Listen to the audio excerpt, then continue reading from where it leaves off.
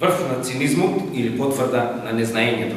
Тоа беше епилогот на последната воредна седница на Советот на општина Гевгелија, свикана по барање на 8 членови на Советот од редовите на опозицијата со една единствена точка на дневен ред насловена како Предлог мерки за справување со зголемениот број на мигранти на подрачјето на општина Гевгелија. И ништо повеќе од тоа. Намерата на опозицијата беше да помогне во оваа кризна ситуација со своји видувања, искуства и идеи, преточени во предлог мерки ставени на лист хартија. Едноставно, опозицијата реши да ги стави интересите на граѓаните на општина Гевгелија пред партиските интереси и да му се најде на градоначалникот на општина Гевгелија. Оти и тој, а и ние како членови на Советот сме тука заради граѓаните, а не обратно. Никаква политика, никакво собирање политички поени, ами добронамерен потек со надеж дека заеднички со советниците од опозицијата ќе ја надминеме или барем облажиме оваа кризна ситуација. А како поинаку, ако не ги ставиме проблемите на маса и не дебатираме околу нив. Арно, првиот и најпаметниот меѓу нас советниците, почитуваниот претседател на Советот на општина Гевгелија, се одважи да проговори и после толку време да го прочита статутот на општина Гевгелија, за на крајот да констатира дека нема оправданост за свикување на воредна седница, која беше подкрепено со гласовите на опозицијските советници.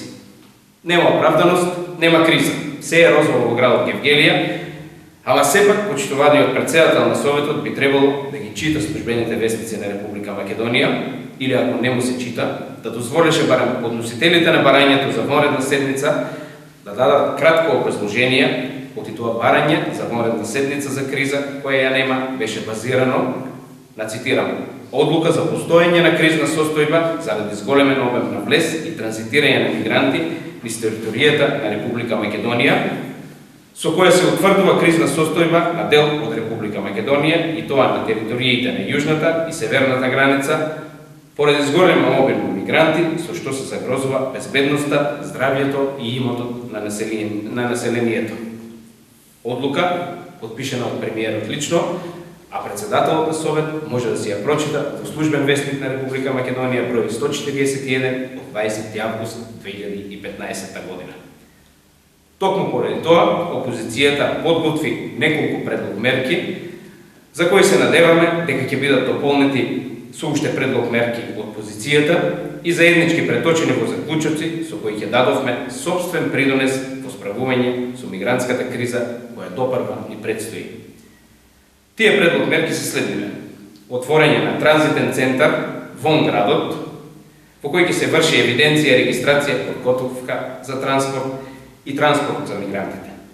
Предлог даден од опозицијата по расправата на 36-та седница на Советот на општина Гевгелија по заклучоците на локалниот совет за превенција.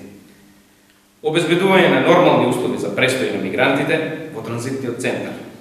Одделување на јавниот превоз за потребите на граѓаните од превозот кој го користат мигрантите. Обезбедување на дополнителни материјални и човечки ресурси, бидејќи сите знаете, ангажирани се поголем дел од ресурсите на здравството, полицијата и комуналната дејност за сметка на потребите на граѓаните на општина Гевгелија. Изготвување на локален акционен план за справување со бегалската криза, кој може би постои, но ние не сме го видели. Зголемување на безбедноста во градинките, училиштата и останатите јавни установи, бидејќи 1 септември ни е пред врата. И изготвување на план за патен коридор за движење на мигрантите од јужната до северната граница, кој е предвиден во случај на зголемен обем на влез на мигранти низ општина Гевгелија.